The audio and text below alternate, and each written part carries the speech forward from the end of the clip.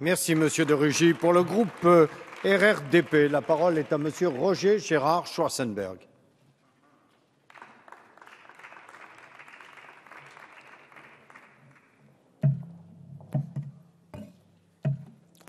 Monsieur le Président, Monsieur le Premier ministre, admettrez-vous qu'un radical cite l'Ecclésiaste ? Il y a un temps pour vivre et un temps pour mourir. Ce temps-là doit être lui aussi un temps de dignité, d'humanité. Choisir sa mort devrait être la dernière liberté.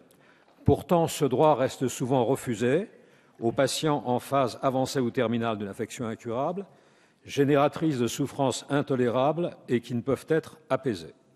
Il y a là une atteinte à la liberté de décision du malade en fin de vie, atteinte qui n'est pas compatible avec le respect de la volonté de chacun et avec le droit de mourir dans la dignité revendiqué dès 1978 dans une proposition de loi du sénateur Henri Caillavet.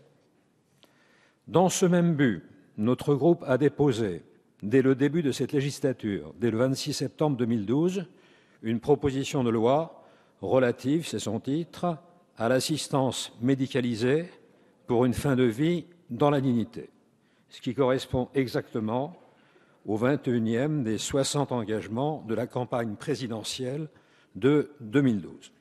Certes, depuis 15 ans, des progrès ont été accomplis.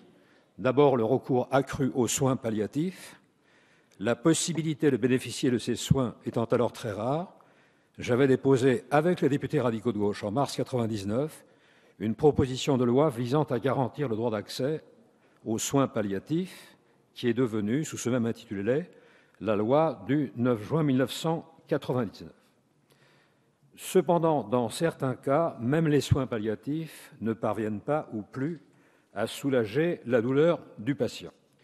Seconde avancée, donc la loi Leonetti, qui consacre, on le sait, le droit du patient de refuser ou d'arrêter un traitement, même si cela met sa vie en danger, et l'obligation pour le médecin de respecter sa volonté. Cette loi admet donc le laisser mourir par l'arrêt des traitements, mais elle continue à interdire le faire mourir, le fait de donner la mort par une démarche active et non plus passive, bien que la distinction soit devenue très ténue avec ce qu'on appelle l'effet secondaire, qui figure dans le texte de M. Leonetti.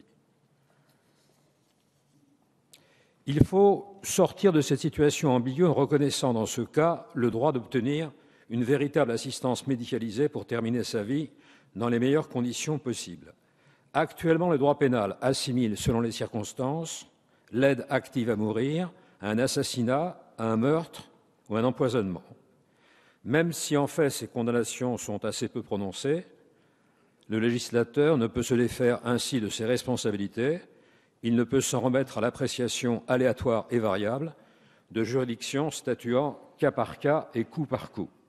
Le droit de mourir médicalement assisté doit bien sûr être strictement encadré, mais l'impératif est clair, respecter la volonté du malade, respecter le libre choix par chacun de son destin, bref, respecter le droit des patients à disposer d'eux-mêmes, ultime espace de liberté et de dignité. La proposition de loi Claes-Leonetti admet ce qu'elle appelle une sédation profonde et continue jusqu'au décès. Mais en réalité, quelle différence y a-t-il au plan de l'issue finale entre une forte utilisation de produits sédatifs jusqu'au décès et le recours à des substances létales? Le professeur Sicard le concède dans son rapport, je le cite, « La frontière entre l'euthanasie volontaire et la sédation profonde peut sembler poreuse ». Par ailleurs, la sédation en phase terminale s'accompagne de l'arrêt des traitements et des soins tels que l'alimentation et l'hydratation artificielle, avec souvent des effets très pénibles, faim, soif, phlébite, escarres, infection. Et cette situation peut se prolonger jusqu'à une semaine, parfois plus. Agonie vient, comme on le sait, du grec agonia, qui veut dire lutte, angoisse. Faudrait-il nécessairement partir dans la détresse et la douleur? L'agonie ne doit pas être une étape obligée de la mort. L'objectif, c'est au contraire de permettre aux mourants de partir sans souffrir davantage.